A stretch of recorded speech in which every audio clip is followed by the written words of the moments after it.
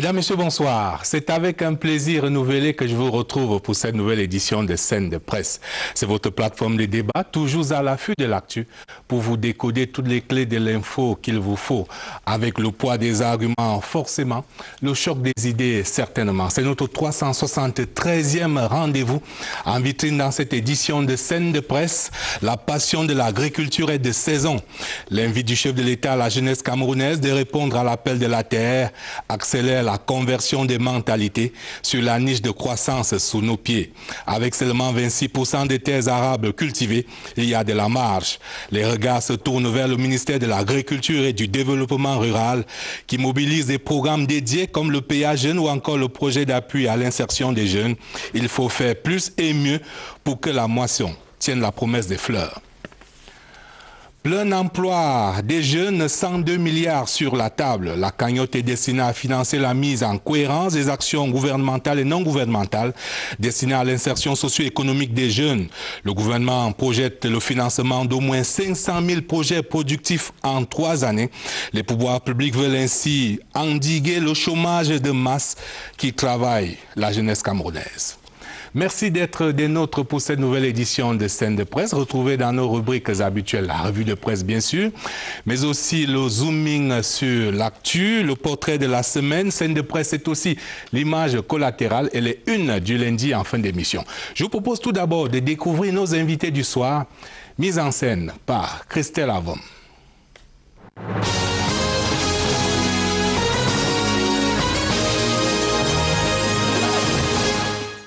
Voici une qui a su rallier sa passion à son métier. Pour cet ingénieur agroéconomiste diplômé des universités de Tchon et Cotonou au Bénin, le secteur agricole pourrait redorer son blason et jouer un rôle important dans la croissance économique grâce à des mesures politiques interventionnistes. André Caroline Mebande Baté, puisqu'il s'agit d'elle, est le tout nouveau conseiller technique numéro 1 au ministère de l'Agriculture. En prêchant par l'exemple, elle saura donc partager avec les jeunes cet amour de la terre. Thierry Niamen est reconnu coupable par tous les gourmands. C'est lui, le dealer des petits plaisirs à grignoter entre les repas. Donnons une remise de peine le temps de cette émission à ce docteur en mécanisation agricole. Il est le premier prix et le prix spécial du président de la République au Salon de création d'entreprise en 2003. Il partage son expérience à travers des conférences sur l'audace de créer son entreprise. On ne saurait dire si Levi Hervé Oyono Mbarga a la main verte ou pas. Néanmoins, l'inspecteur général au ministère de la Jeunesse connaît bien son sujet, l'entrepreneuriat jeune. Certifié du Commonwealth Youth Programme, ce professeur de lycée d'enseignement général est aussi docteur en sociologie du développement. Répondra-t-il à la question du plan triennal spécial jeune? Les startups n'ont plus de secret pour Serge Alain Godon. La preuve, il réussit à mettre sur pied la première chaîne de télévision Toute Info du Cameroun, 7 News. Ce docteur en sciences économiques est aussi l'auteur du livre Implanter le capitalisme en Afrique, paru aux éditions Katarla. Mais c'est aux journalistes issus de la promotion 98 de l'ESTI que nous aurons affaire ce soir. La terre, il la connaît de son père. Ne vous fiez pas à ces airs de sportif. Ce diplômé en sciences politiques et relations internationales est un geek. Passionné des technologies liées à la communication, il développe des applications web et Android. Akiba et Traffic sont d'ailleurs ses bébés. Son background multidisciplinaire et sa forte expérience dans les domaines des agribusiness feront de lui un bon client pour les débats à suivre.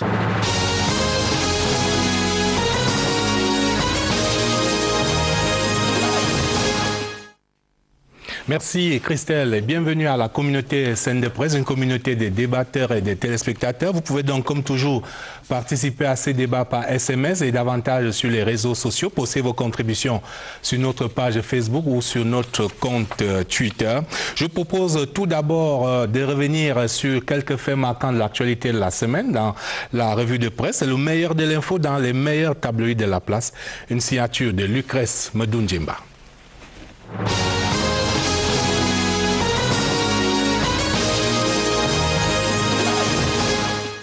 Les appels à la candidature de Paul Biya pour l'élection présidentielle à venir ont alimenté la presse cette semaine. L'hebdomadaire Repère, dans sa livraison de mercredi, souligne la mobilisation de la région du littoral. D'après le journal de Richard Touna, des milliers de personnes originaires de cette région réunies au cours d'un grand meeting ont invité le chef de l'État camerounais à se porter de nouveau candidat à l'élection présidentielle parce qu'il est un homme de paix, ont-ils indiqué.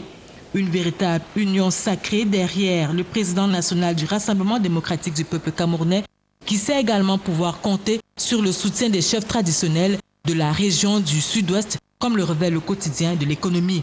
Le journal de la valeur ajoutée précise en effet que le 12 février dernier à Kumba, ces chefs traditionnels ont appelé l'homme du 6 novembre à se présenter à la prochaine élection présidentielle. Le même souhait est exprimé dans la région du centre. Selon le journal Mutation, le centre invite par ailleurs le chef de l'État camerounais à lancer sa campagne électorale pour les présidentielles à venir dans cette région, siège des institutions.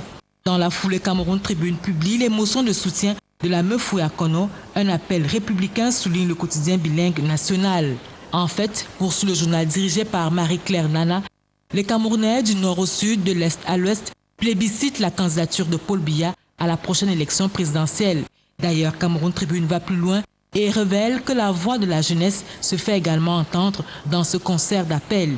Ils se sont exprimés, ces jeunes, au cours d'un méga-meeting organisé le 13 février dernier ici à Yaoundé. La jeunesse camerounaise est également engagée dans la lutte contre Boko Haram, et ce, parfois, jusqu'au sacrifice suprême, à l'image de ces jeunes soldats dont parle le quotidien Le Jour, qui, au péril de leur vie, préservent l'intégrité territoriale de notre pays. De la vie de tous à la lecture des colonnes du journal de Aman Mana, ce sont nos héros. Et parmi ces héros, le lieutenant-colonel Kwene Ekwele Beltus et le capitaine Pipo Emmanuel et bien d'autres, tenant de plusieurs expéditions victorieuses mais douloureuses. C'est ainsi par exemple que Cameroun Tribune revient sur l'assaut décisif de Gauthier qui a permis de neutraliser 162 terroristes de Boko Haram. De quoi donner raison à l'hebdomadaire Baromètre communautaire qui signale que l'armée camerounaise rase un camp de Boko Haram avec à la clé la libération de plusieurs otages nigérians et camerounais. Et le Cameroun entend poursuivre son combat contre l'obscurantisme de Boko Haram, conclut le journal de Mélanie Betebe. Et pour poursuivre le combat, quoi de mieux que le renforcement des troupes et la nomination de nouveaux responsables au ministère de la Défense. Le quotidien Le Jour s'en fait l'écho. D'une nomination à une autre, il n'y a qu'un pas que nous franchissons. Le quotidien bilingue national nous parle de celle du nouveau coach des Lions indomptables du football. Hugo Broos va désormais mouiller le maillot dans la tanière de nos fauves. Si pour beaucoup d'amateurs de football, sa nomination est une surprise, ce n'est pas le cas pour le journal Mutation qui semble connaître les dessous de sa désignation à la tête des Lions indomptables. À en croire le journal de Xavier Messé, les prétentions salariales du coach belge ont pesé en sa faveur. En tout cas, poursuit Cameroun Tribune, les chantiers de Hugo Broos sont connus. Le journal de la rue d'aéroport précise dans la foulée que la mission la plus urgente consistera à assurer la qualification du Cameroun pour la CAN 2017 avec à la clé une équipe conquérante. Mais déjà le nouveau sélectionneur prévient qu'il ne cédera pas aux pressions. Et puis au bas de cette revue de presse, la vitrine du Honkam. Dans sa dernière livraison, ce magazine bilingue d'information célèbre la jeunesse, mais surtout l'entrée des femmes du Honkam dans le village planétaire via la toile. La révolution 2.0 prend forme dans ce département. L'Institut africain d'informatique et son représentant résident Armand Claude Abanda en sont les promoteurs grâce à l'opération MIGEF 2035. La revue de presse était sur la scène. La terre ne trahit jamais. N'ayez pas peur de franchir le pas. Soyez les entrepreneurs agricoles dont le Cameroun a besoin.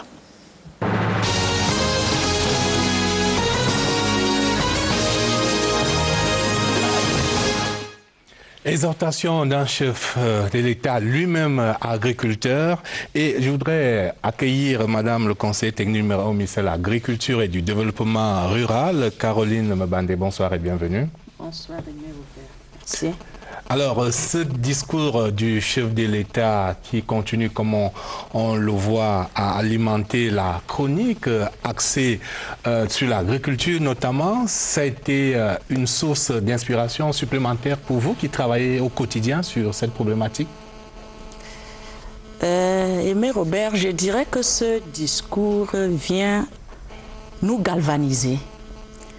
Il vient nous conforter dans cette position qu'on avait, parce que le chef de l'État lui-même l'avait dit auparavant, l'agriculture est notre authentique richesse. Et je pense qu'on ne peut pas penser développement au Cameroun sans parler d'agriculture, sans faire de l'agriculture. L'agriculture ne trahit jamais, c'est vrai. On ne peut pas planter du haricot et récolter du maïs. Elle est fidèle. Alors, le chef de l'État invite donc davantage de jeunes à répondre à l'appel de la terre, pour ainsi dire. Un certain nombre de spécialistes subdivisent cette jeunesse en une typologie de deux segments principaux. Il y a les jeunes ruraux, qui sont les plus nombreux, qui n'ont pour seul univers que le village, leur environnement immédiat. Et puis, il y a ces vagues de jeunes diplômés ou non, urbains, qui donc sont appelés à retourner au village. Est-ce que pour vous, les différents programmes et mécanismes, on va y revenir, que vous mettez en place, sont pour ainsi dire une espèce de tronc commun pour tous ces jeunes? Ces programmes adressent ces jeunes de manière uniforme? Le MINADER dispose de beaucoup de programmes et projets, le MINEPIA aussi. Mais je dirais qu'au niveau de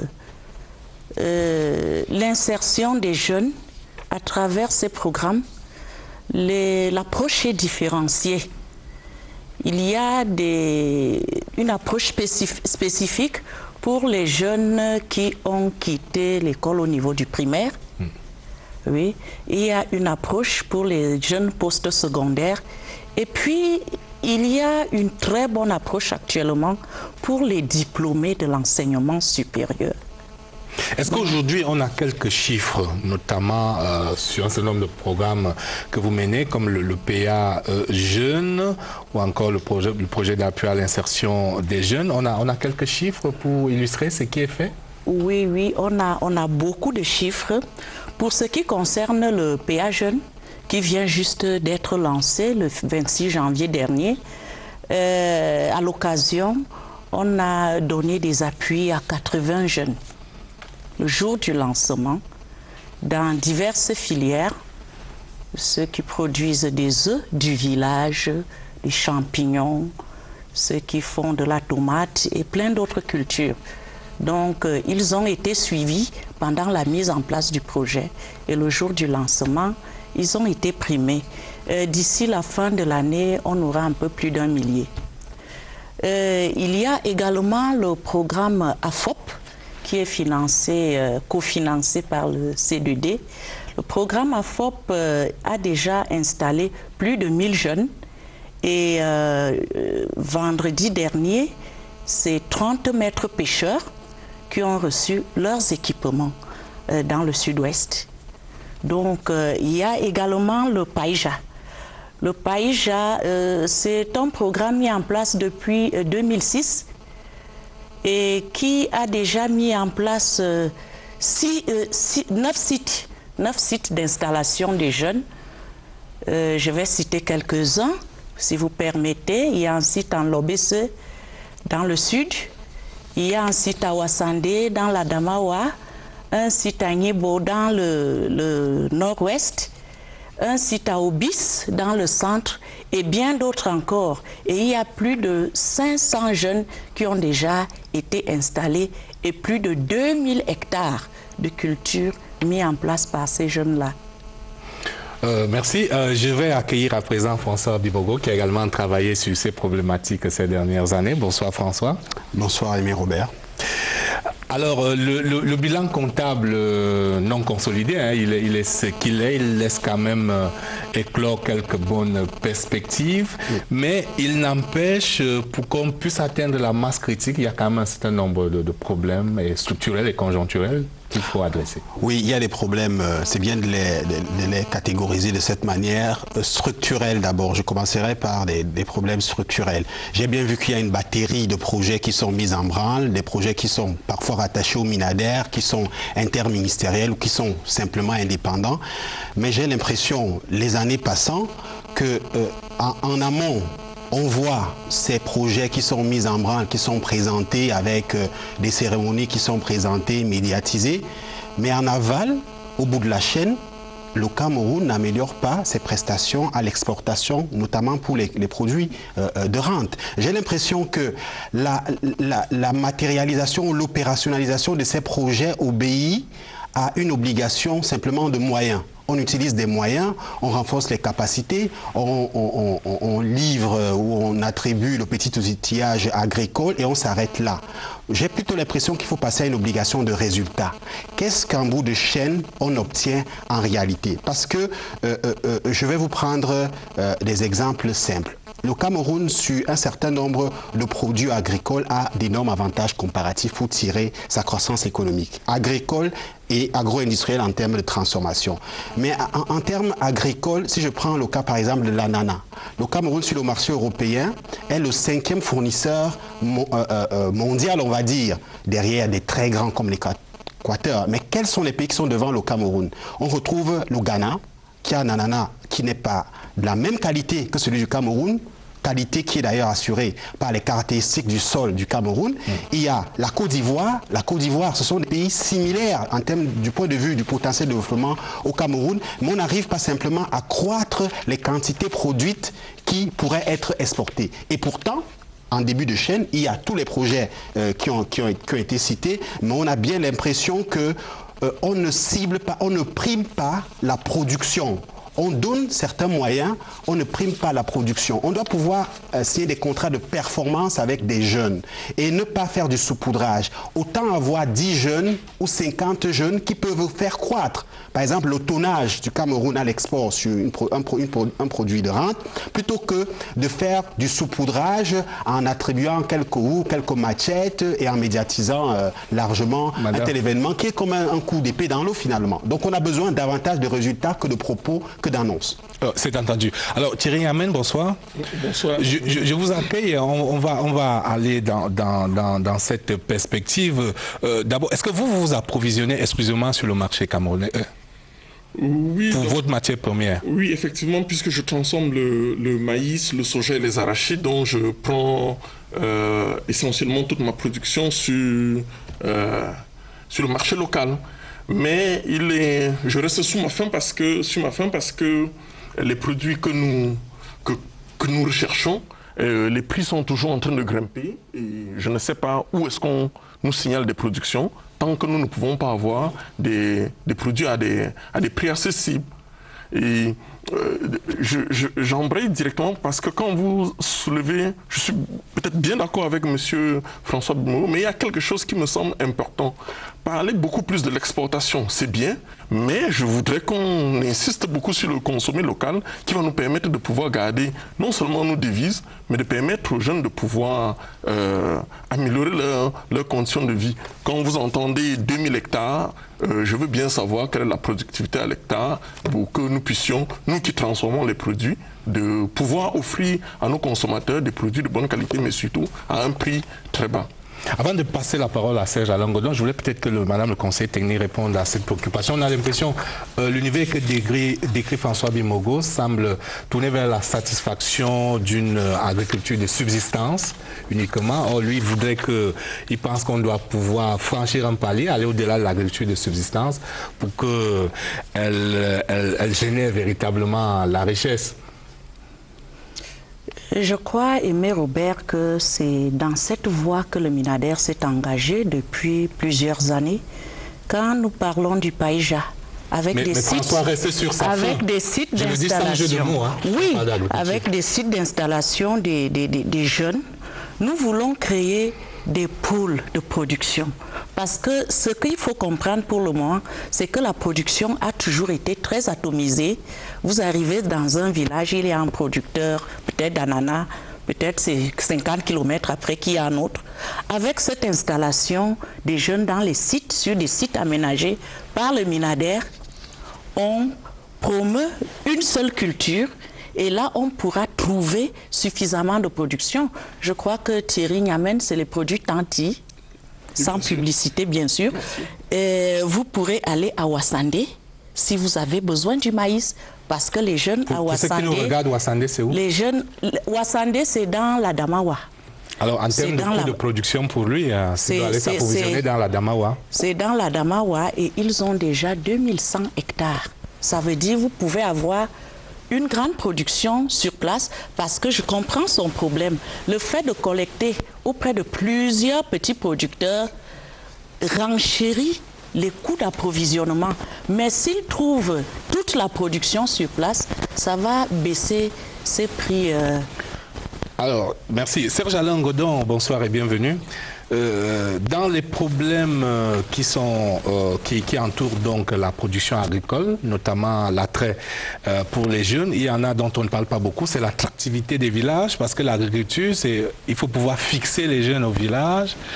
Il y a un problème d'attractivité du village et certains pensent qu'il faut véritablement que la centralisation aille à fond pour rendre les villages beaucoup plus attractifs, les zones rurales de manière générale, pour fixer les jeunes là-bas pour qu'ils puissent travailler là-bas. C'est sûr, c'est certainement l'une des incomplétudes de l'ensemble des dispositifs institutionnels, des moyens d'accompagnement politique qui sont imaginés, qui sont mis à disposition de ce qu'on appelle les jeunes, parce que même dans cette catégorie, on n'arrive pas à savoir exactement ce qu'on entend par jeune. Jeune urbain, c'est pas la même chose que jeunesse périurbaine, c'est pas la même chose que jeunesse rurale. Et donc, la confusion sur la matière dont on parle, l'objet dont on parle, fait qu'il va y avoir une imprécision sur le type d'outils politiques d'outils d'accompagnement et d'offres politiques qu'on va formuler à destination de cela. Moi, je suis toujours très embêté dans les différentes politiques d'accompagnement et de valorisation de l'emploi qui sont, dit-on, mises à disposition des jeunes parce que, en premier lieu, elles fonctionnent avec un logotype qui est celui de l'urbain. On parle fondamentalement des urbains en règle générale et les ruraux sont tenus un peu très largement en périphérie de la chose. La question des villages aujourd'hui est un point qui a été très largement abordé par d'autres institutions. Il est question évidemment d'amener quand même de faciliter l'accès à la fois dans les zones qui sont reculées mais aussi l'extraction des produits qui sortent de là. Donc là aussi on a beaucoup de mal à imaginer une architecture institutionnelle qui permet effectivement de conduire des politiques publiques de ce type-là. Est-ce que c'est le Minader qui doit identifier les bassins de production et donc identifier les moyens d'accéder à ces bassins de production?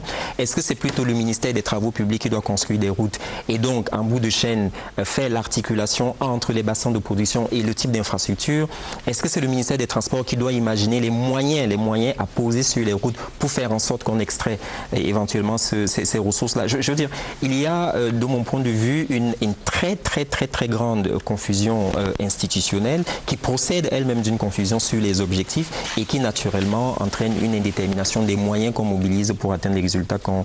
Donc moi je ne suis pas du tout dans l'optimisme qui est déclamé par madame, avec toute la je veux dire un respect de la position institutionnelle qu'elle occupe. Je ne suis pas du tout dans cet optimisme parce que je pense qu'on reste toujours dans la déclamation et naturellement dans l'empilement à la fois d'idées et de projets qui malheureusement ne produisent aucun résultat. Mais on reviendra sur ces questions. Est-ce que vous avez des chiffres qui contredisent ou qui plaident pour votre thèse? Il n'y a pas que des chiffres. Il n'y a pas que des chiffres. Il a parlé du problème d'attractivité des villages. Je voudrais parce que les villages sont enclavés. Oui, c'est vrai. J'ai été sous-directeur de l'amélioration du cadre de vie en milieu rural. Je comprends bien ce qu'il est en train de dire. Il y a plusieurs contraintes, c'est vrai. Parce que au Cameroun, dans les villages, on produit beaucoup. Mais parfois, c'est 20% de la production qu'on peut retrouver sur les marchés parce que les villages sont enclavés. Il a parlé du travail gouvernemental pour lui, où il y a beaucoup de confusion. Moi, je pense que le travail gouvernemental a été bien compartimenté. Il faut seulement que chacun fasse ce qu'il a à faire. Le Minader, c'est Minader, ce n'est plus Minagri. Donc, il y a le volet développement rural. C'est nous qui identifions les contraintes et les portons à l'attention des administrations compétentes. En termes de routes rurales, nous nous adressons au ministère des Travaux publics. Nous en faisons quelques-unes, les pistes agricoles pour aller au champ, mais le ministère des Travaux publics doit relayer. Ok, c'est entendu. Et nous avons des comités interministériels. Le leadership que vous avez sur cette question, est-ce que vous pouvez contraindre le ministère des Travaux publics à développer des routes rurales, par exemple? Vous savez, le Premier ministre préside le comité national de la route et tous les ministres se retrouvent là-bas. Alors, mais je vous propose, François, tout d'abord, allons voir une illustration de quelque chose, un exemple à saluer. L'Institut agricole de Bala, qui est un des rares établissements qui enseigne, pour ainsi dire, l'agriculture comme matière de prédilection, créé en 2004 avec 30 apprenants au départ. Aujourd'hui, ils sont 700, pas moins, qui sont donc sur les bancs et qui font de l'agriculture leur métier d'avenir. Le zooming sur l'actu, une signature de Martine Noël Ndengue.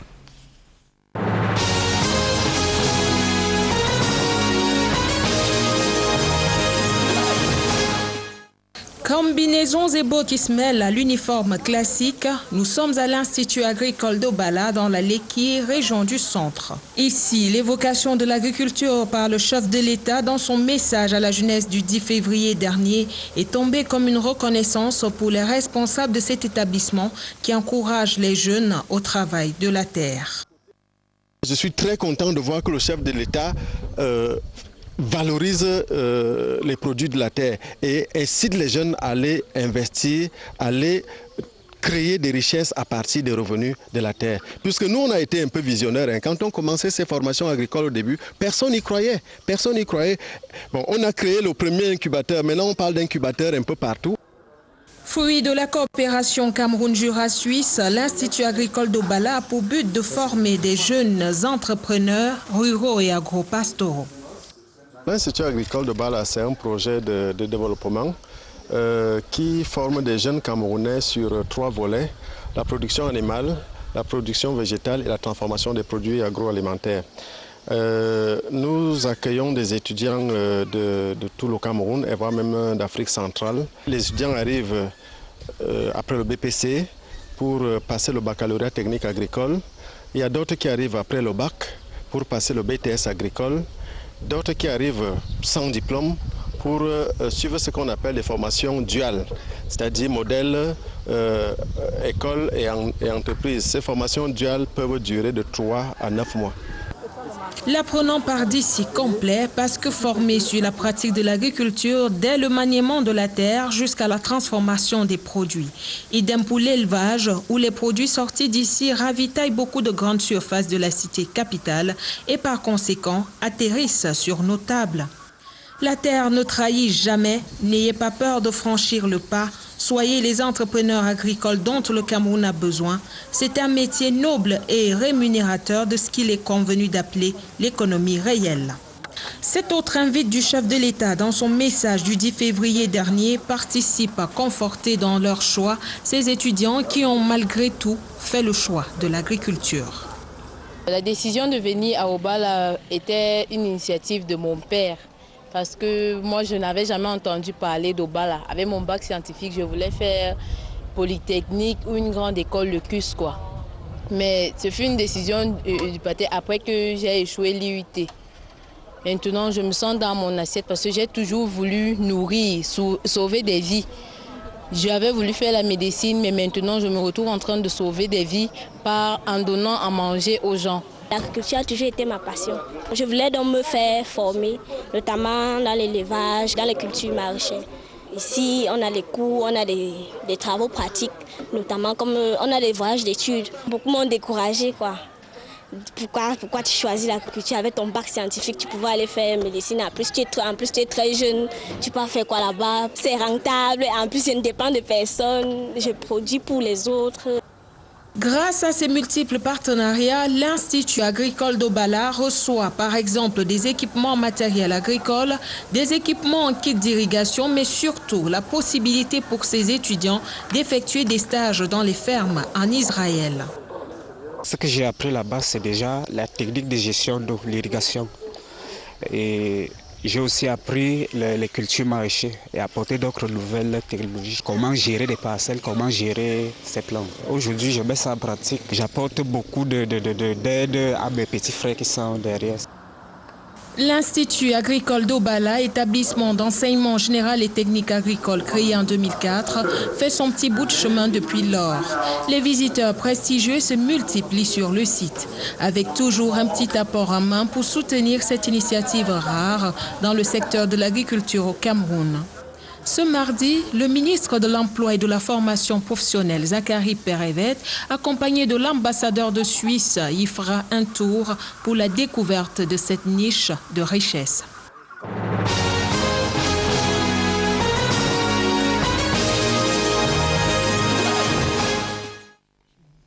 Alors, François, réaction, c'est un tournant. Après le bac C, la première destination, ce n'est plus forcément Polytech ou la faculté de médecine, mais on peut aussi aller faire l'agriculture. De voir de jeunes filles prendre cette option, la réaction. C'est enthousiasmant. Je connecte ce que je viens de voir à ce que Madame le conseiller technique venait de dire. C'est qu'il y a une multiplicité de facteurs qui déterminent l'entrepreneuriat agricole aujourd'hui, notamment jeunes. Et face à cette multiplicité de facteurs, l'approche de l'ensemble des projets du MINADER et des autres qui forment des programmes, parce qu'un programme c'est un ensemble de projets, l'approche opérationnelle doit être holistique. Elle doit tenir compte de tous ces facteurs. Le premier facteur pour un entrepreneur agricole, le facteur primordial, c'est la sécurisation du marché. Un entrepreneur agricole qui mérite d'être appelé entrepreneur agricole, avant d'entreprendre, doit avoir sécurisé le marché. Donc on dit en général qu'il faut vendre avant de cultiver. La deuxième chose, c'est l'accès à ce marché. Une fois qu'il est sécurisé, il est là ce marché, il faut y accéder. Arrivent donc les infrastructures routières, les moyens de transport, etc. pour y accéder. Il y a également, on va peut-être l'aborder dans la deuxième partie, pour le niveau de la transformation. Il y a la réduction des pertes post-récolte. C'est-à-dire que si on prend, par exemple, de l'ananas, on prend du cacao qui pourrit, faute d'avoir été évacué vers les débouchés commerciaux nationaux ou internationaux, si on prend par exemple de l'huile de palme, etc., si on ne réussit pas à réduire les pertes post-récolte, on aura beau avoir des tonnes à la récolte, en bout de chaîne, il n'y aura rien. Et enfin, il faut bien expliquer. C'est important ce que je suis en train de dire, mais Robert, parce que j'ai vu là des jus sur la table. La sécurisation du marché veut dire quoi? Si ces jus que j'ai vus, qui sont de bonne qualité parce que frais, utilisés à base de nos fruits issus de notre sol. Si ces jus entrent en supermarché, vous savez quelle est la concurrence qui guette ces jus-là? Ce seront des jus importés, vendus à vil prix. Or, les coûts de production qu'auront supportés ces jeunes entrepreneurs ne pourront pas concurrencer ces jus importés de manière munificente. C'est-à-dire qu'à vil prix et qui ne pourront pas permettre à l'entrepreneur de rentrer dans son investissement.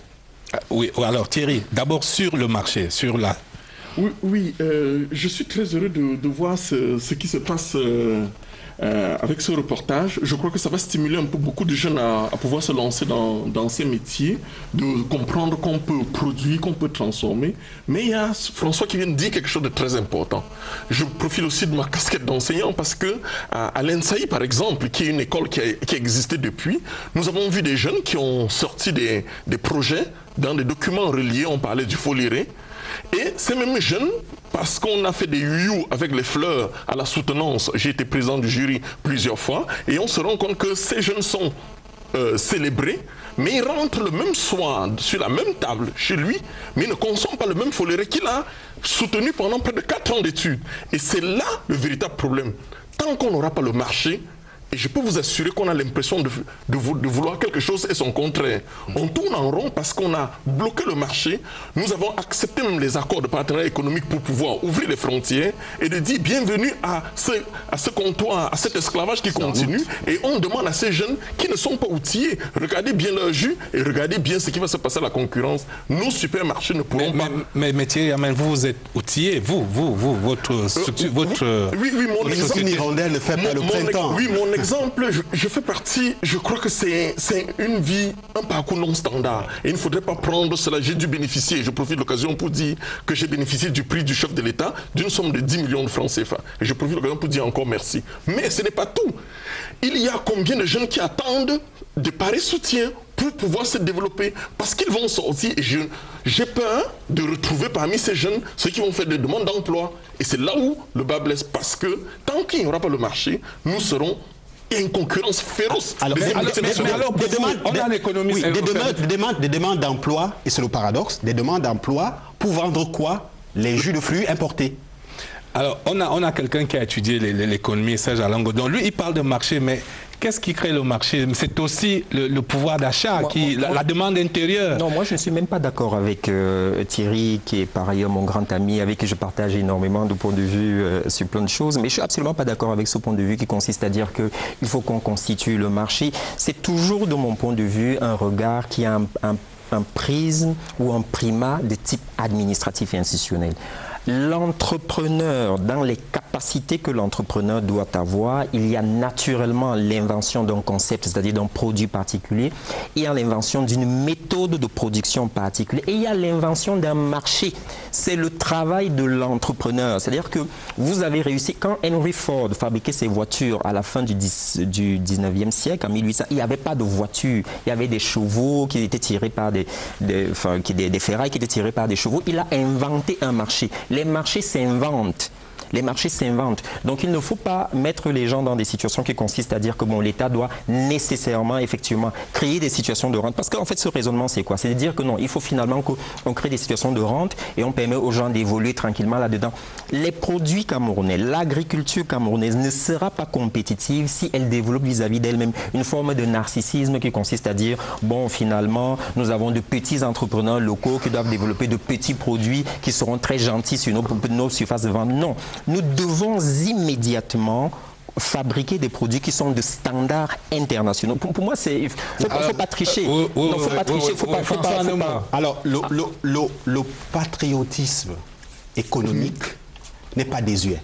La France qui est un pays quasiment post-industriel, la France qui est un pays quasiment post-industriel l'applique. Le ministre Macron, qu'est-ce qu'il fait? La French Touch, le Made in France, qu'est-ce qu'il fait? Il le promeut, il le porte. C'est des facilitations qui existent dans les pays les plus avancés. Au Cameroun, on a besoin de mettre le pied à l'étrier à ces entrepreneurs en favorisant leur accès au marché. Et un pays comme le Cameroun, en vertu de l'OMC, a des capacités, sans enfreindre ces règles-là, de pouvoir protéger. Votre argumentaire est passé. La question est ailleurs. La question est ailleurs. La question ne consiste pas pour nous à raisonner sur nos faiblesses et nos fragilités. La question pour nous consiste à développer de vrais atouts, de vraies références de force à partir desquelles nous affrontons les autres. Ça ne sert à rien de continuer de dire, bon voilà, nous sommes fragiles et de continuer de raisonner éternellement sur nos fragilités. Ce qu'il faut faire, il me semble, c'est d'essayer de mobiliser de vrais capitaux internationaux. C'est-à-dire que c'est ce qu'on appelle les investissements directs étrangers. Première chose. Deuxième chose, c'est mobiliser des technologies. C'est-à-dire que c'est très bien l'école de Bala. Moi, je n'ai rien contre ça. Je trouve que c'est très très bien, etc. Mais ces modèles-là, ce sont des modèles qui fondamentalement reproduisent la petite agriculture traditionnelle sur laquelle nous fonctionnons. Nous achetons le plantain au marché à 500 francs. Il faut passer ce modèle. Le modèle sur lequel nous devons fonctionner, je le dis en prenant à témoin Madame le conseiller technique, c'est un modèle d'agriculture intensive qui consiste à faire de grands espaces. Il n'y a pas au Cameroun 10 exploitations à 500 hectares. Vous trouvez ça normal? Ce n'est pas normal, mon cher. Et ce n'est pas sur cette base-là que nous allons développer une agriculture. 95% des producteurs, les exploitations familiales, la production camerounaise, les exploitations familiales, c'est 95% de la masse agricole camerounaise. Il ne faut pas l'oublier. Ça nous conduit à quoi? Ça veut dire qu'une action doit pouvoir distinguer la masse. C'est-à-dire, parce qu'il faut comprendre que les 95% qui produisent, c'est de l'emploi aussi. Les déstructurer en mécanisant tout va mettre au chômage un grand pan des paysans camerounais. Et ça va aggraver. Voilà. Oui, je voudrais dire que je ne suis pas d'accord avec votre idée d'investissement direct étranger dans l'agriculture. Je ne suis pas d'accord. Pourquoi? Parce que ça reviendra à créer un prolétariat au Cameroun. Exactement. Si nous prenons l'exemple de la filière palmier à huile, qui est longue, beaucoup d'investisseurs veulent s'installer au Cameroun. Ils vont recruter et peut-être on va retrouver là des petits salariés à 30 000 francs, 40 000 francs. Qu'est-ce que le ministère de l'Agriculture propose? Le ministère de l'Agriculture propose de faire 10 000 hectares de palmiers à huile chaque année en installant des jeunes qui vont devenir des entrepreneurs. S'ils sont installés autour de la Pamol, autour de la CDC, autour de la Socapalm, qui existe déjà, nous aurons autant d'entrepreneurs agricoles qui auront des revenus décents et qui pourront faire vivre leur famille. Mais dès que vous prenez quelqu'un, vous lui donnez 10 000 hectares, c'est bon, ils s'installent. Il faut leur donner des superficies pour s'installer, mais juste pour une partie de la production. Sinon, on ne va pas créer des emplois décents pour nos jeunes diplômés. Un jeune qui a un hectare, qui a 15 hectares de palmiers à huile, n'est pas comme un jeune qui travaille dans une agro-industrie. Okay. Thierry, on va revenir à vous, Serge Alain. Thierry, je voulais qu'on évolue un petit peu. Par rapport à la transformation, beaucoup de pertes post-récolte. Et vous, je vous pose la question parce que vous êtes dans la transformation. Qu'est-ce qu'il faut faire pour standardiser davantage et généraliser un peu la transformation? Vous savez, mais Robert, il y a quelque chose, on dit que les personnes qui réussissent ne font pas les choses différentes. Ils ont une manière différente de faire les choses. J'ai l'impression qu'on veut inventer un certain nombre de concepts. C'est très simple. Il faut travailler au quotidien. Je peux vous assurer, si vous êtes fidèle dans les petites choses, vous le serez dans les grandes. Il faudrait qu'on se mette au travail pour apporter des résultats. Parce que depuis qu'on parle, on veut, et vous avez vu, on va épiloguer pendant longtemps, mais on ne va pas mettre la main. Vous avez parlé de quelque chose qui me semble fondamental. Si nous voulons le résultat, si on veut transformer, il faudrait qu'il y ait de la production. Mais je dis encore, tant qu'on ne va pas mettre, comme les campagnes de lutte contre le sida... La production, elle est là quand même. C'est vrai qu'il y a des problèmes de désenclavement des bassins de production. Si on résout le problème, la problématique du désenclavement des bassins de production, on aura une grosse production qu'on ne pourra pas consommer si... Non, s'il vous plaît. Parce que quel est le concurrent du macabo sur le marché? Mais c'est le spaghetti qui vient de l'Italie. Nous ne produisons rien. 80% des produits que vous voyez en supermarché viennent de l'extérieur. Non, c'est nous qui faisons tourner les économies ailleurs. Parce que ces produits en supermarché sont conditionnés justement et ils peuvent être Vous parlez alors de la valeur ajoutée, de la création de la valeur ajoutée. Et que signifie conditionner? Ça veut dire qu'on a commencé, on ne peut pas conditionner quelque chose qui n'est pas produit. Vous avez vu ces jeunes d'Obala qui vous produisent du jus, mais comme a dit François, viennent retrouver des jus venant de Thaïlande. Mais je voudrais vous donner quelque chose. Alors qu'est-ce qu'il faut faire pour qu'on puisse se retrouver donc ces jus? Qu'est-ce qu'il faut faire pour transformer, pour créer de la valeur, pour qu'on s'installe sur la chaîne de valeur? Dans la chaîne de valeur, vous demandez ce qu'il faut faire. Il faut que nous ne pouvons pas demander à des jeunes qui n'ont pas d'outils de pouvoir compétir avec ceux qui sont subventionnés Tant que nous n'allons pas développer une politique de protection pour pouvoir valoriser nos produits et mettre je veux dire, le concept du consommer local doit rester quelque chose de fondamental. Parce que quand un jeune produit du plantain, il produit de l'ananas, quand il vient vendre en ville, en rentrant, qu'est-ce qu'il achète? Mais il achète encore la banane il achète la tomate venant de l'Espagne, il achète un vin rouge venant de la France, et finalement l'argent repart de l'autre côté. Ça veut dire que tant que le jeune va tourner en rond, à ce moment-là nous tournons en rond, et ça devient, on tourne en boucle et on n'avance pas. Moi je suis embêté, je suis très embêté qu'on regarde les choses finalement essentiellement par l'arrière. Il y a des choses, avant de raisonner sur l'agriculture, etc., raisonnons sur ce qu'on appelle le capitalisme. Dans le capitalisme, le mot à la souche, c'est quoi? C'est capital. On ne fait pas du business, pour parler de manière simple, sans argent. vous n'allez pas transformer l'agriculture camerounaise et l'économie camerounaise sans argent. Il faut investir massivement. Regardons simplement ce qui se fait ailleurs. Le Kenya, regardons l'Éthiopie. À la fin des années 80, nous sommes tous dans notre mémoire de jeunes enfants, peut-être d'adolescents. Nous avons connu cette crise alimentaire spectaculaire en Éthiopie qui a décimé plus de 5 millions de personnes. Il y a les chansons de Michael Jackson, We Are Do, etc. Donc, l'Éthiopie aujourd'hui est devenue l'un des principaux exportateurs de produits agricoles en Afrique. Ça tient de quoi? Ça tient de ce qu'on a réformé. On a réformé l'accès à la terre et on a apporté des capitaux. Un point, un trait. Ok, François. Un exemple concret. Des réductions des pertes post-récolte. Il y a quelques mois, j'ai fait 3 semaines au nord de la Tanzanie, à Arusha. J'ai constaté que sur les tables, il y avait un condiment. Ce n'était plus seulement une épice, le piment. Ils ont réussi à transformer le piment en condiment. C'était comme une arôme. Le piment était transformé en liquide qui assaisonnait les repas.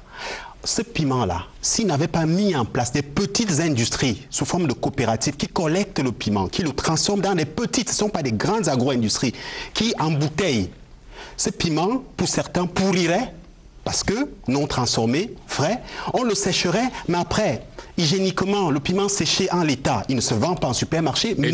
Et donc, il faut mettre en place des mêmes systèmes au Cameroun. Pas simplement faire du renforcement de capacité, pas simplement donner de l'outillage agricole. Il faut regarder la chaîne de valeur de manière holistique, point par point, pour comprendre qu'en fait, un entrepreneur, il ne produit pas seulement, il vend. Et il vend pour vivre. Bon, je voudrais dire que nous devons revenir au Cameroun. On parle de l'Éthiopie, on parle d'autres pays. Mais est-ce que vous vous baladez dans votre pays pour voir ce qui se fait déjà? Ici au Cameroun, vous savez qu'on produit déjà de la farine panifiable à base de manioc. Et qu'est-ce qu'on en fait après? Des gens font déjà du pain. Des gens la mélangent déjà à la farine de blé parce que nous voulons arriver à un pourcentage de 10% de farine de manioc dans du pain consommé au Cameroun. C'est le projet PIDMA. Je voudrais dire que... Est-ce que le problème n'est pas qu'on ne se fixe pas des échéances? Nous avons des échéances et je voudrais vous dire qu'en dehors des 3 projets que j'ai cités au départ, qui s'adressent spécifiquement aux jeunes, il y a beaucoup de projets au Cameroun et qui s'adressent également à ces jeunes-là. Le PIDMA, qui a déjà été lancé, et qui va faire une grande activité la semaine prochaine. On n'aura malheureusement pas le temps de les passer tous en revue. Oui. Je voudrais quand même vous interroger rapidement sur 2 produits de rente qui ont fait la prospérité du Cameroun. Le café, dont la production baisse d'année en année. Elle a connu encore pour la dernière saison une baisse de près de 30% en tombant à 23 000 tonnes. Qu'est-ce que vous envisagez pour le café? Le café, ça, cette allure, si ça continue, cette chute vertigineuse, dans 5 ans, il y aura plus de café du tout. Je voudrais dire d'emblée que ces statistiques, nous ne les partageons pas. Parce qu'il ne faut pas prendre les chiffres à l'exportation pour la production camerounaise. Bon, la production a baissé, oui ou non? La production a peut-être baissé. On va le confirmer quand on aura fait le recensement. Je peux vous dire que la production a baissé. Mais ce que je voudrais dire... De l'avis même du ministre du Commerce qui a lancé la dernière campagne. Il n'est pas le ministre de la... Je dis qu'il gère la statistique à l'exportation. Nous gérons la statistique à la production. Quelles sont donc vos statistiques, vous du ministère de l'Agriculture, quelles sont donc vos statistiques? Le recensement général de l'agriculture va s'effectuer bientôt. Mais en attendant d'avoir vos statistiques, permettez que nous utilisions celles qui sont disponibles, celles du ministère du Commerce. On a augmenté la production du café ou du cacao alors que les exportateurs avaient les stocks de l'année antérieure. C'est pour ça qu'il ne faut pas trop jouer avec ces statistiques pour le moment. Mais ce qu'on peut constater sur le terrain, c'est que chaque année, nous distribuons des plants. Chaque année. Nous distribuons des engrais et des produits phytosanitaires pour protéger le verger. Donc, normalement, la production augmente. Mais ce n'est pas ce que nous disent les statistiques, Madame le Conseil. Oui, vous avez des statistiques. Je dis, même si ça a baissé, je voudrais vous dire qu'on n'a pas cessé de créer de nouvelles plantations. Donc, la production va augmenter. Ce qu'il faut maintenant Pour le café spécifiquement, je reconnais que les quantités d'engrais que les producteurs utilisent sont très faibles. Il suffit d'augmenter les doses d'engrais pour qu'on puisse doubler la production. Pour le cacao également, il suffit de traiter tout le verger. Oui, permettez que, pour bien formuler. Oui. Alors pour le cacao, l'objectif c'est 600 000 tonnes en 2020, oui. C'est-à-dire dans 4 ans. Hein. Et nous allons les atteindre. Et nous sommes à 200 000, 220 000 tonnes selon les statistiques disponibles à notre niveau. On va les atteindre là. En 4 ans, on va faire le grand bond. Nous pouvons atteindre les 600 000 tonnes. Parce que déjà, nous pouvons ou nous allons? Nous pouvons pourquoi? Parce que nous sommes en guerre. Parce que toutes les ressources dont nous avons besoin pour traiter intégralement le verger, il faut être réaliste, nous ne pourrons pas peut-être les avoir. Mais le traitement du verger intégral permet d'augmenter la production de 30 à 40%, rien que le traitement en gardant les superficies intactes. C'est bien parce Mais chaque année, nous distribuons des plans. Merci, Madame le conseiller technique. Donc nous allons technique. atteindre ces 600 000 tonnes. Il faut rester optimiste et savoir que peut-être dès que Boko Haram nous aura lâché un peu, on pourra financer davantage le secteur productif dans notre pays. Merci Madame le conseiller technique. Il faut dire aussi que la guerre contre Boko Haram, elle a commencé en 2014. Donc ne mettons pas tout aussi, sur le dos de la guerre contre Boko Haram. Nous pouvons le mettre parce que c'est aussi en 2012-2013 que les grands financiers sont revenus dans le secteur agricole. Il faut savoir que ça a été un secteur sinistré pendant plus de 15 ans. Merci pour tous ces éclairages. Merci pour tous ces éclairages. C'est bien parce que vous savez ce qu'il faut faire au ministère de l'Agriculture et il faut donc le faire. Nous le faisons et nous allons beaucoup communiquer là-dessus cette année. Merci d'être venu nous partager toutes ces informations. On va vous libérer, mais avant de partir, je vous propose une fois de plus de voir ce que les jeunes Camerounais peuvent faire pour dire que la jeunesse camerounaise, elle est définitivement ingénieuse et dynamique, et une illustration dans le domaine des TIC avec un jeune développeur qui a créé des applications. Et c'est le portrait de la semaine, une signature de Daniel Menanga.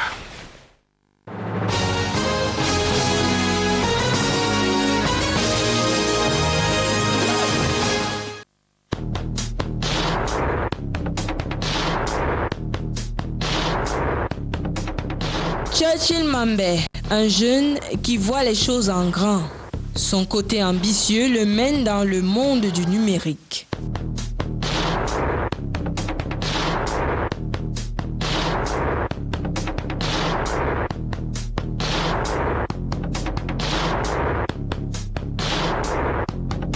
Et le jeune homme innove en mettant sur pied en 2011 Njorku, un Google africain version recherche d'emploi. Son parcours est atypique. Je me suis formé seul dans les cybercafés ici à Bouya. Dans l'année 2003, il y avait beaucoup de cyber. Internet était cher, mais je ne sais pas, j'avais la chance. Et les gens qui géraient les cyber aimaient voir un jeune garçon venir faire les choses en ligne. Donc j'avais Internet et ordinateur gratuit. Je n'avais même pas d'ordinateur. Mais moi, j'allais dans les cyber tous les jours, lundi à dimanche. J'apprenais comment développer les systèmes, comment ça marche, comment est-ce qu'Internet marche, comment est-ce que je peux créer un site web, comment est-ce que je peux développer une solution en ligne. Donc c'est ça. Ça m'a pris 2 ans avant que j'ai bien compris comment tout ça marche. Le célèbre magazine américain Forbes classe la start-up Njorku parmi les 20 qui comptent en Afrique. La petite trouvaille du chercheur de 30 ans lui permet de monter sa propre start-up. À voir le décor de l'entreprise, il est évident que Churchill est épanoui. Épanoui, oui, mais modeste. Le créateur de Njorku reste silencieux sur son chiffre d'affaires.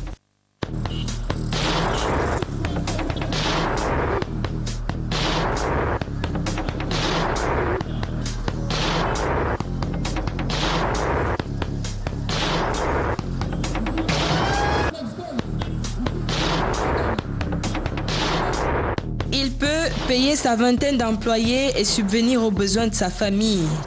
Churchill serait comblé s'il avait un véritable statut au pays. Ici à Bouyaoui, j'ai un peu de connaissances, mais au Cameroun, je n'ai pas assez de connaissances comme je suis dans la partie anglophone. Et c'est comme s'il y a une barrière de langue. C'est pas que, oui, comme moi je suis anglophone, et c'est un peu difficile parce que, oui. Mais au Nigeria, au Ghana, en Afrique et dans le monde entier, j'ai la reconnaissance aussi parce que j'avais la chance que quand on a lancé Njoko en 2011, Jeune Afrique avait parlé de ça. Et Forbes Magazine avait parlé de ça, dont l'Afrique avait parlé de ça, donc ça nous a donné la reconnaissance. Moteur de développement de l'économie numérique au Cameroun, c'est déjà pas mal, non?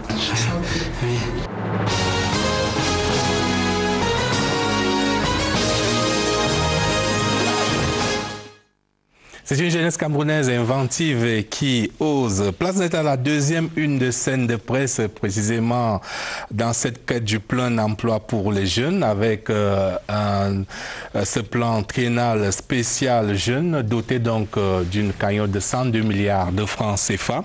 Et nous avons le plaisir d'accueillir l'inspecteur général au ministère de la Jeunesse, Lévi Hervé Oyono. Bonsoir, monsieur l'inspecteur général.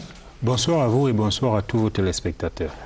Alors, question préalable, commencez peut-être par rassurer ceux qui s'interrogent sur la capacité du gouvernement à mobiliser ce financement de 102 milliards sur 3 années. Vous commencez par nous dire d'où va venir cet argent.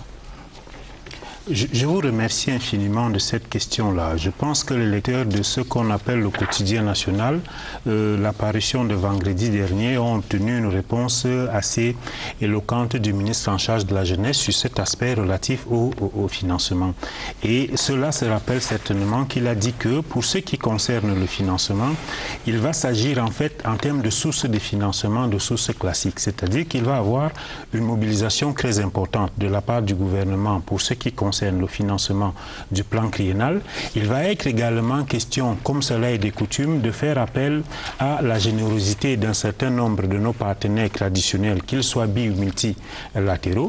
Il va également être question de faire appel au secteur privé à travers les institutions financières classiques qui se sont déjà exprimées sur cette possibilité de financement de l'insertion socio-économique des jeunes. Et il va également être question, pourquoi ne pas le reconnaître, de la contribution de la société civile à travers un certain nombre d'organisations de développement qui apporteront également leur concours à ce que la promesse du chef de l'État soit réellement une réalité pour les jeunes en ce qui concerne leur insertion sociale et économique. Alors ce plan est très ambitieux.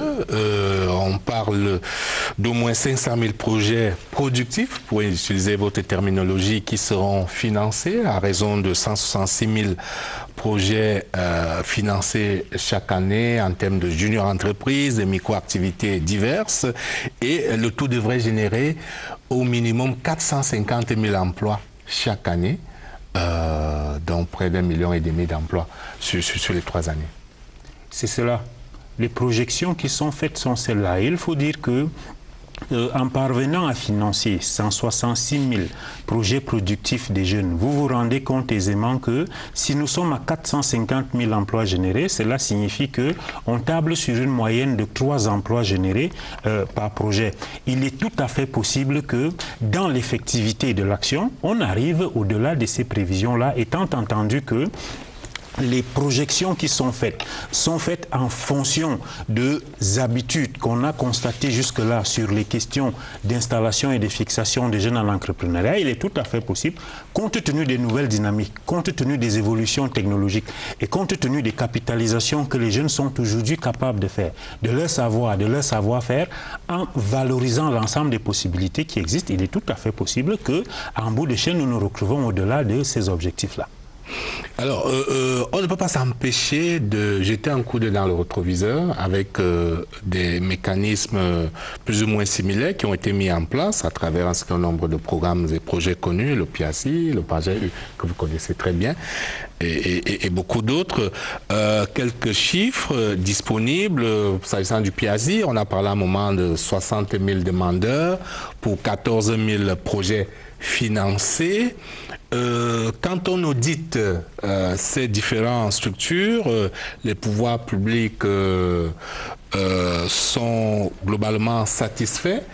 mais la perception est parfois mitigée. Est-ce que vous connaissez, vous, des cas, des centaines de cas de jeunes qui ont bénéficié de ces financements, qui ont créé des structures aujourd'hui, qui ont créé des emplois, qui prospèrent?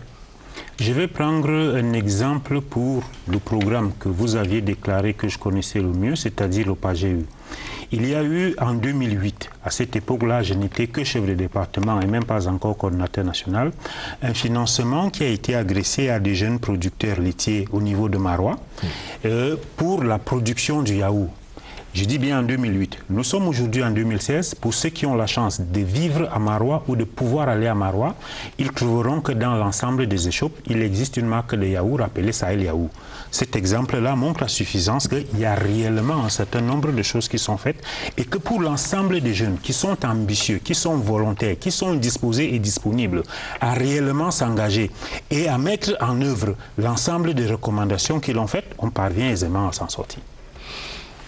Thierry Yamen, tout à l'heure, vous parliez des appuis nécessaires. Vous êtes un exemple parlant. Vous avez bénéficié en votre temps de 10 millions de francs CFA du prix spécial jeune. Il y a donc ces projets, mécanismes qui ont été mis en place où un certain nombre de jeunes ont bénéficié de financement à travers le PIAGI, à travers le PAGEU dont tu parles. Il y en a d'autres. Et voici que s'annonce ce plan spécial triennal jeune où on va donc aussi financer un certain nombre de projets. Oui, effectivement, Émile, je crois qu'il y a quelque chose qui ne va pas. Parce que nous sortons toujours de très gros chiffres et pourtant je pense que nous pouvons faire des choses autrement. Effectivement, j'ai bénéficié, mais je n'étais pas seul, dont le président de la République, dans le cadre du salon de création d'entreprise, a primé près de 35 Camerounais. Mais il faut dire que vous êtes un bon exemple parce qu'à côté de vous, il y a eu des très mauvais exemples. Ils ont reçu cet argent et puis ils se sont envolés pour aller oui, mais c'est d'autres cieux. Vous me tendez plutôt la brèche pour dire que qu'est-ce qu'on fait de ceux qui ont réussi? C'est-à-dire que est-ce que c'est parce que j'ai souvent l'impression, je prends ça sous forme de caricature, d'un enfant qui était à l'école primaire, on a payé ses études, et puis hop, il prend le bac, et dès qu'il a son baccalauréat, on lui dit bon, ça te va comme ça suffit. Nous pouvons faire plus. Il vient de citer, par exemple, le Sahel Yaourt qui se trouve à Marois. Ça veut dire qu'il reste encore dans les environs de Marois. Quand un jeune comme celui-là, qui a pu bénéficier du prix et a fait d'un programme et a fait quelque chose, on doit lui en redonner pour qu'il puisse tirer les autres. Parce que comme vous dites bien, ce n'est pas seulement le salon de création d'entreprise. Je pourrais vous parler du projet d'appui, le PACD, qui est un projet extraordinaire dans la transformation des produits agricoles locaux. Mais je peux vous assurer que le résultat n'est pas toujours le même. C'est-à-dire que on finance des projets et certains, malheureusement, ne remboursent pas. Alors, qu'est-ce qu'on fait de ce qu'on rembourse? Donc, et c'est là où il faut célébrer le succès, pouvoir donner... En accompagnant davantage. En accompagnant davantage. Parce que les juniors entreprises deviennent des champions. Bien sûr, puisque on a bien sûr célébré Arthur Zan qui a pu recevoir... Donc, on n'est pas suffisamment ambitieux? L'ambition s'arrête en chemin? Oui, l'ambition s'arrête en chemin parce que si c'est parlant du cadre de mon projet, je voudrais bien avoir une expansion nationale, je voudrais bien que nous puissions avoir des antennes, que ce ne soit pas seulement moi, que d'autres puissent bénéficier parce qu'il y a encore des jeunes qui attendent et on peut, moi j'ai fait mon bilan que j'ai dû déposer et comme on dit, qui dit merci, on redemande encore. Ça veut dire qu'il faut pousser encore plus loin parce que quand on parle de 102 milliards, je suis persuadé, et il a bien expliqué, je ne sais pas où se trouve cet argent, et il a bien dit que c'est... Mais si j'ai bien compris, l'argent n'est pas le problème. Non, il n'y a pas d'argent. Il n'y a pas de problème d'argent. L'argent sera trouvé, mais qu'est-ce qu'on en fera? C'est là l'enjeu. Serge Alain Godon. Ouais, alors moi, allons au-delà du débat de l'argent. L'argent n'est pas le problème. On va trouver l'argent. Mais il faut que davantage de jeunes puissent sortir de la précarité, puissent créer des emplois, puissent créer de la valeur. Oui, mais là, c'est même la réflexion initiale qu'on doit réinventer. Et pour l'instant, la réflexion n'y est pas, de mon point de vue. Lorsqu'on dit qu'on va partir sur un nouveau plan d'action pour les jeunes, je ne sais pas comment ils appellent ça. Ça s'appelle plan triennal spécial jeune. Voilà, donc je comprends très bien, je peux imaginer les bonnes intentions qui sont derrière, mais moi, je regarde simplement qu'au mois de janvier, exactement le 27 janvier, le ministre de l'Emploi et de la Formation professionnelle a lancé au Mont-Fébé, je dis de façon très précise, à Yaoundé, il a lancé ce qu'on appelait le plan d'action national pour l'emploi des jeunes. exactement pour la même période. Et pour un chiffrage qui, celui-là, était à 135 milliards pour un objectif d'emploi qui était de 380 000 emplois. Donc, je dis vraiment, bon, là, on est le 27 janvier. Exactement 20 jours plus tard, on nous annonce un nouveau plan machin à 102 milliards. En termes de... Celui-là, c'est pas plan machin quand même. Non, enfin non, je veux dire... Plan spécial. Oui, plan, disons que tous ces plans, on a simplement du mal à retenir effectivement lequel est lequel. Donc, en termes de hiérarchie aujourd'hui, est-ce qu'on peut nous dire si le plan du président de la République annoncé le 10 février a démonétisé ou remplacé celui qui a été annoncé par le ministre de l'Emploi et de la Formation. Je veux simplement savoir quel est le plan qui aujourd'hui est disponible ou est en vigueur. Est-ce que les deux plans s'additionnent? Est-ce qu'ils se superposent? Je n'en sais absolument rien. Donc ça, c'est la première préoccupation. La seconde préoccupation qui, pour répondre beaucoup plus directement à la question que vous posez, c'est effectivement que je pense qu'il faut que l'État soit beaucoup plus modeste dans notre environnement. L'État ne peut pas, le gouvernement ne peut pas continuer à courir tel qu'il court sur des plans, sur des dispositifs qui sont toujours adossés sur des administrations. Les administrations doivent arrêter d'implémenter des politiques publiques. Elles doivent imaginer des procédures, elles doivent imaginer des modalités par lesquelles les entrepreneurs, les entreprises privées vont faire leur travail. Ce sont les entreprises qui créent de l'emploi, ce n'est pas l'État. Ce n'est pas l'État, ce ne sera jamais l'État, peu importe les plans. Donc, à partir du moment où on met l'État au début du processus, on peut être sûr qu'on ne va pas avoir des résultats. On peut être sûr. Donc, moi, je pense, et juste pour terminer en 2 secondes là-dessus, ce qu'il aurait fallu faire, c'est qu'il faut qu'on prenne les entrepreneurs, les entreprises, qu'on leur demande ce dont ils ont besoin. Qu'on leur demande et qu'on leur demande quel est le type de contribution qu'ils peuvent avoir à accélérer, à œuvrer à ce que l'emploi se développe. C'est tout, c'est beaucoup plus simple. Okay.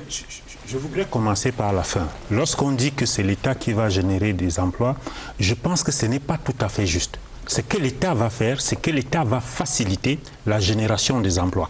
Les différents projets productifs qui seront mis en place, qui seront soutenus, qui seront accompagnés, qui seront financés, ce ne sont pas des projets de l'État. Ce ne seront pas les projets du ministère de la Jeunesse. Ce ne seront pas les projets de l'Institut Y ou de l'institution X qui appartiennent à l'État. Non, ce seront des projets des jeunes gens qui sont destinés à devenir des véritables vecteurs de ce secteur privé-là qui est dynamique et qui permet de régler un certain nombre de problèmes que nous avons chez nous. D'un.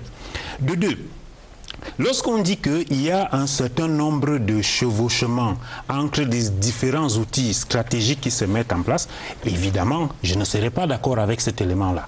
On a parlé du plan d'action nationale pour l'emploi des jeunes. Le plan d'action nationale des jeunes, c'est un cadre bien spécifique qui est défini sur un horizon temporel bien défini et qui repose sur un ensemble d'outils. Lorsqu'on parle du plan triennal, il s'agit également d'un autre dispositif qui lui intervient sur une durée de temps beaucoup plus réduite et qui est destiné essentiellement à faciliter et accélérer un certain nombre d'éléments qui ont été produits dans d'autres cadres stratégiques qui sont beaucoup plus larges, aussi bien en termes de cible qu'en termes de durée.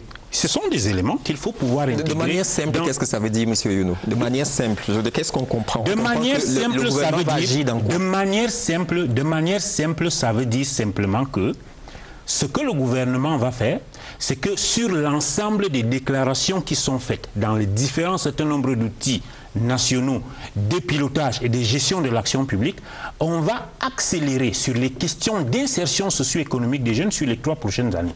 C'est pour cette raison-là que dans le cadre du plan triennal spécial jeunes, les propositions faites par le ministère de la Jeunesse n'intègrent pas des dispositifs qui soient un dispositif nouveau.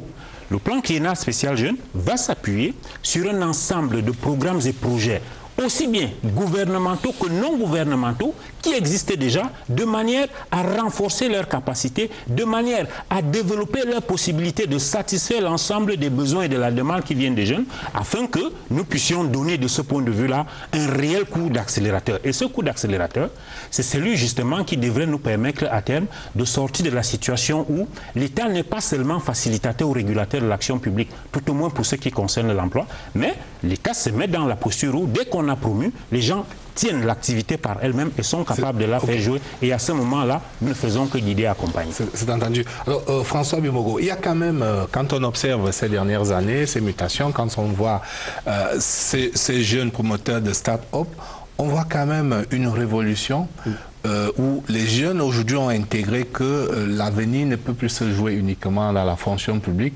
ou dans un emploi assis derrière un bureau comme employé, et que davantage on peut prendre des risques, on peut créer son entreprise. Ça quand même c'est un changement notable dans Oui, c'est un changement notable parce que la jeunesse en elle-même, de manière intrinsèque, la jeunesse camerounaise, elle est très entreprenante, elle est très ambitieuse, elle n'a pas attendu que le chef de l'État mette en avant à l'ordre du jour, au goût du jour, l'économie numérique. Comme vous l'avez très bien vu, ce moteur de recherche, il est très efficace et il marche. Mais la peur, c'est qu'on est dans un environnement ultra conservateur.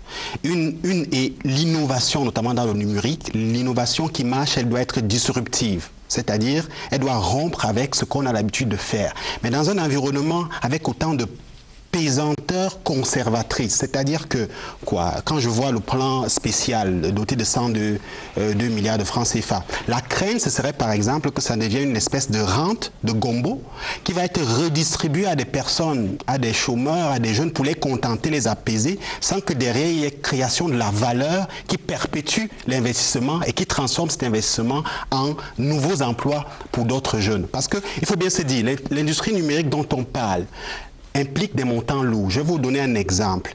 En termes de benchmark pour la production d'une application web ou mobile en offshore, c'est-à-dire que les Indiens aujourd'hui sont champions. Même les applications américaines sont produites par des Indiens. Donc en offshore, on peut produire à partir du Cameroun une application et on la reçoit ici, elle fonctionne dans nos smartphones, elle peut fonctionner dans tous les smartphones.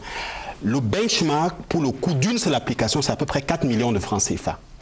Un jeune comme Churchill, pour ce qu'il développe, il n'aurait pas besoin simplement de 4, de 10 millions, de 20, de 30. Il aurait besoin d'un appui substantiel parce qu'il a découvert quelque chose qui peut être structurel. Et donc, plutôt que de faire du petit saupoudrage, on aura besoin d'identifier ceux qui peuvent servir de locomotive. Alors, je vais terminer. Ce guichet, je vais terminer. 102 milliards. Oui, justement, ce que je suis en train de dire. Il ne faudrait pas que ce guichet devienne le gombo qu'on va redistribuer. Et je suis heureux qu'on ait parlé de l'initiative de la Damawa. Effectivement, il y a en 2010, lors de la préparation du COMIS, pour valoriser ce qu'on produit localement dans le cadre de la campagne de la coalition souveraineté alimentaire dont faisait partie Tanti, nous avons sillonné les 4 coins du pays pour trouver des alternatives locales, notamment pour le lait. Effectivement, l'entreprise laitière qui a été citée ici existe bel et bien et ces yaourts sont consommés, y compris par des touristes. Mais je vous dis également, à Djakiri, il y a une laiterie sur les montagnes tout près du Nigeria. C'est la laiterie Tadouderi, c'est au-delà de Djakiri. Alors, pour que cette petite laiterie s'installe, il a fallu un financement de près d'1 milliard de francs CFA. C'est un financement structurateur. Ce n'est pas simplement du saupoudrage. Donc imaginez qu'on aille donner à cette laiterie 4-5 millions, ce sera un coup d'épée dans l'eau. Parce que cette laiterie, en cas de petits producteurs Bororo qui lui fournissent du lait, qui est transformé localement et qui dessert les agglomérations. Et je vais dire qu'on ne produit pas de fromage made in Cameroun parce qu'on n'utilise pas le lait camerounais pour produire nos produits laitiers. Ça, c'est important à savoir. Or, il y a ces produits qui existent là-bas. C'est entendu. Et on en revient peut-être à la philosophie derrière tous ces plans, derrière tous ces mécanismes. Ce que, en sous-titrage de leur discours, il y a que davantage, on met en avant des mécanismes pour que les jeunes aient de quoi assurer leur train-train quotidien. Et ils veulent davantage qu'on puisse partir des juniors à des dragons, à des champions, qu'on crée véritablement la valeur. Mais apparemment, vous mettez davantage l'accent sur vraiment la petite débrouillardise. Heureusement que vous parlez d'apparemment. Vous savez, pour qu'un projet soit financé, il faut que ce projet existe. Et on ne peut financer que les projets qui existent et qui se présentent à nous. On ne peut pas financer des projets qui n'existent pas ou que nous pensons en lieu et place des jeunes. Nous ne financerons que les projets qui viendront des jeunes à hauteur de ce qui sera nécessaire pour ces différents projets-là. Concrètement, cela signifie quoi? Concrètement, cela signifie qu'on a effectivement besoin aujourd'hui d'avoir un modèle d'entrepreneuriat jeune qui soit le plus répandu possible et qui repose sur des gens qui vont se dire effectivement, nous allons régler la question de notre présence dans les circuits de production économique par le fait que nous nous positionnons comme des gens qui font effectivement cela et qui, bien que bénéficiant d'un dispositif ou d'un mécanisme de facilitation mis en place par l'État, vont pouvoir intégrer ce marché-là à la hauteur de ses exigences et de ses expériences. C'est l'idée que nous avons. C'est pour cette raison-là que dans le cadre du plan triennal et même dans d'autres mécanismes qui lui préexistaient déjà, notamment celui que je ne veux pas citer de manière accentuée, il y avait ce qu'on appelait un accompagnement. Et l'accompagnement consiste à ce que, dans ce qu'est l'idée de projet des jeunes, qu'ils puissent être assistés, qu'ils puissent être appuyés, qu'ils puissent être soutenus dans la formulation de l'exploitation maximale qui peut être faite de ces possibilités et des capacités qu'offre l'environnement. On n'a pas beaucoup parlé du taux de déperdition dans ces projets aussi, parce qu'il y a eu des mauvais exemples des jeunes qui ont pris l'argent, qui jusqu'aujourd'hui n'ont pas remboursé. C'est d'ailleurs un grand embarras pour le gouvernement. Vous n'en savez tout quoi en faire. Est-ce qu'il faut les poursuivre en justice? Est-ce que bon, les options restent ouvertes? C'était le Gombo. Serge Alain, pour conclure, ce sera votre dernier mot. Il faut quand même être optimiste, croire en la capacité de ces jeunes. On voit de quoi ils sont capables. Ils ne demandent qu'à être accompagnés. Et saluer quand même, on va dire quoi, les francs succès, comme Sahel Yaou. On peut pas sous-estimer, François l'a très largement souligné, nous avons d'ailleurs des exemples frappants, vivants, qui sont devant nous, ceux de Thierry Niamen et beaucoup d'autres. Il y a beaucoup de gens qui réussissent énormément de choses. C'est indéniable. La question n'est pas qu'on se contente finalement de ces fétiches-là, parce que finalement Thierry est sur 40 plateaux de télévision à l'année. Bon, c'est toujours un peu la même histoire qu'on raconte. On aimerait avoir beaucoup d'autres Thierry. On aimerait en avoir énormément. Donc moi je récuse. On est toujours en train de célébrer un peu le passé. C'est un peu comme avec les Lions. On dit toujours bon, on a été bon à la Coupe du Monde 90. Non, essayons de voir comment nous pouvons aller un peu plus devant. Je pense pour ma part que en dépit du propos extrêmement technique, très enrobé, très intelligent de M. Oyono, qui maîtrise très bien son sujet par ailleurs, je pense que nous faisons fausse route. Et l'évidence même, c'est que nous faisons fausse route, parce que ça fait presque 10 ans. Vous savez, en 2007, il y a eu le plan, la politique nationale de l'emploi et tout ça qui a été signé par l'ancien Premier ministre Philémon Yan. Aujourd'hui, on n'a jamais... Pardon, l'ancien Premier ministre Inoni Efrem, dont nous n'avons jamais fait l'évaluation du niveau d'implémentation de cette politique. Nous avons, rien que sur le fameux, le plan national de l'emploi, machin, etc., sur le fonds national de l'emploi, il est adossé 16 programmes spécifiques dédiés aux jeunes en termes d'entrepreneuriat, en termes de finance. Pourquoi on ne renforce pas le FNE? Pourquoi il faut créer des dispositifs nouveaux? On va les empiler. Sur le ministère de l'Agriculture et du Développement Rural, nous avons une quarantaine de programmes qui ont entre autres pour mission de stimuler l'entrepreneuriat et l'investissement. Donc moi je ne comprends pas. On est dans quelque chose, on démultiplie les programmes. Non, monsieur Oyono, pas de nouveaux projets, ni de nouveaux il y a une mise en cohérence, une coordination et un renforcement des dispositifs. Là on est dans quelque chose qui est très administratif. Moi, ce que je veux dire, vous voyez, le chef plateau me fait des grâces. Il faut je termine juste pour dire que vraiment, on n'a pas d'horizon. C'est tout. Thierry Amen, moi, je voudrais quand même que vous passiez un message.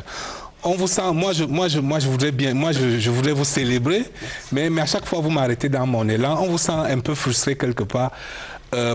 Parce que manifestement, vous avez un problème d'accompagnement pour vous permettre d'aller au-delà de ce que vous avez réalisé. Quel est votre problème? Que voulez-vous? Regardez la caméra et passez le message au chef de l'État qui vous a donné, qui vous a octroyé un prix pour démarrer. Que vous faut-il pour que vous soyez un grand champion, pour que vos produits se vendent au Cameroun, dans la sous-région Afrique centrale, au Nigeria et au-delà? Je pense qu'on peut faire autrement. Et si mon président m'écoute, c'est comme... quelqu'un qui a passé son baccalauréat et qui vient présenter et on ne veut pas le voir. Moi, j'aimerais bien présenter mes résultats, mais surtout, il y a des marchés qu'on peut remettre. Je ne peux pas comprendre qu'on puisse nourrir les réfugiés de mon pays avec un produit venant de l'extérieur. Qu'on nous offre ces marchés, on peut même nous guider, on peut même nous donner un cahier de charge pour pouvoir nourrir l'armée camerounaise. Que se fait-il qu'on va nourrir mes compatriotes qui sont au front avec une sardine venant de l'extérieur, que nous consommons nos produits, qu'on nous donne des facilités pour pouvoir avancer. Nous avons des capacités, nous pouvons faire de très bonnes choses. Voilà. Pour conclure, vraiment en un mot, monsieur l'inspecteur général. Pour conclure en un mot, je dirais simplement qu'il faut que les jeunes croient à leurs propres capacités. Il faut que les jeunes croient que les dispositifs qui sont mis en place existent bel et bien pour eux. Ce pays ne se fera pas sans les jeunes et les jeunes doivent pouvoir se mettre en avant dans cette œuvre de développement de ce pays. Merci les jeunes donc qui constituent cette force de progrès. On va passer à toute autre chose.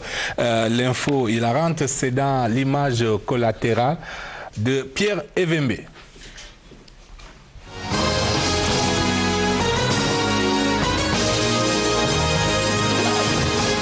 Chers affidés de scène de presse, bienvenue à Image collatérale. Je suis de près ce que l'actualité a fait de loin, de très loin.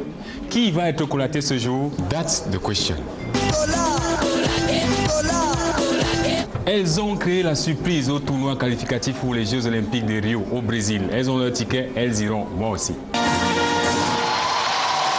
3-7-2, quel soulagement. De côté, le ministre de l'Enseignement supérieur et avec nous, le président de la Fédération camerounaise. On a tout fait pour que les Lions ne gagnent pas.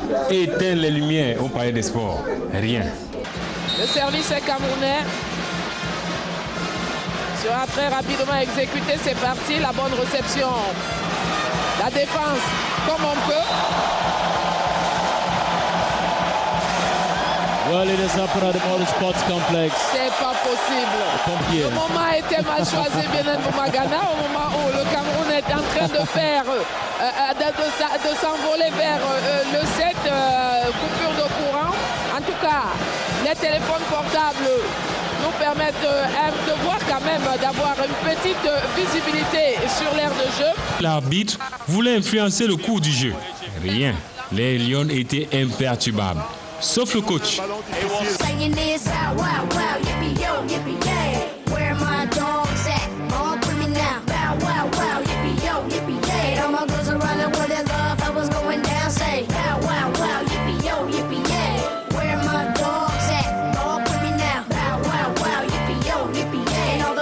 Les Lions avaient un atout majeur, le maillot.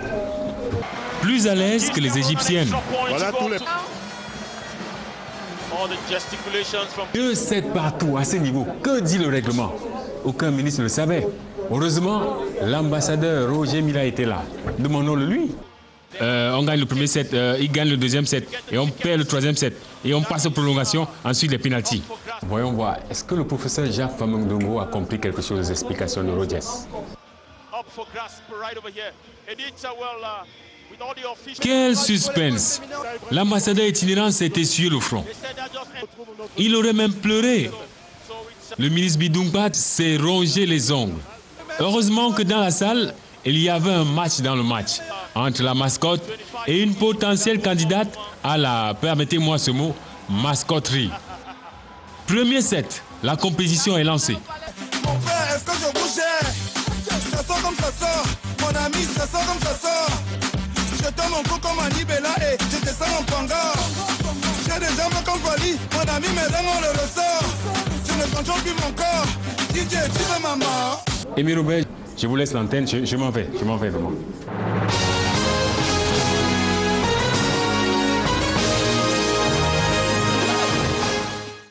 Je voudrais à présent retrouver Oli Crescence Mbida pour la dernière articulation de scène de presse. Ce sont les unes du lundi. Bonsoir Oli.